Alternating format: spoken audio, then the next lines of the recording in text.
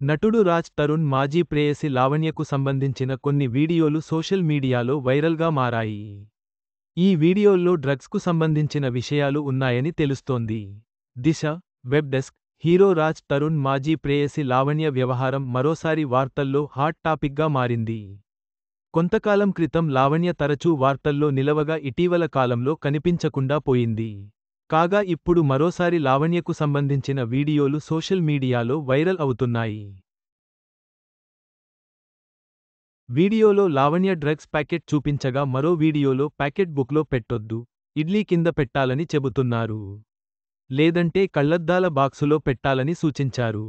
అంతేకాకుండా ఈ వీడియోలో వరలక్ష్మి టిఫిన్స్ యజమాని ప్రభాకర్ గురించి కూడా మాట్లాడుకున్నారు. తన కోసం 4-5 ప్యాకెట్లు తీసుకోవాలని చెబుతోంది. మరో ఆడియోలో కారులో వచ్చి ప్యాకెట్ పడేస్తారని, డబ్బులు రెడీగా పెట్టుకోవాలని చెబుతోంది. కారుతో రెడీగా ఉండాలని, ఇచ్చిన వెంటనే వెళ్ళిపోవాలని చెప్పింది. తనకు చపాతీ కావాలని కోడ్ భాషలో చెప్పింది. హైదరాబాద్ వచ్చేటప్పుడు తన కోసం తీసుకురావాలని కోరింది. ప్రస్తుతం ఈ వీడియోలు వైరల్ అవ్వడంతో లావణ్యకు డ్రగ్స్ అలవాటు ఖచ్చితంగా ఉందని అనుమానాలు వ్యక్తం అవుతున్నాయి. వీడియో లావణ్యపై డ్రగ్స్ వినియోగం ఆరోపణలతో ఈ వ్యవహారం మరింత తీవ్రంగా మారింది. పోలీసుల దర్యాప్తు అవసరం అని అనిపిస్తోంది.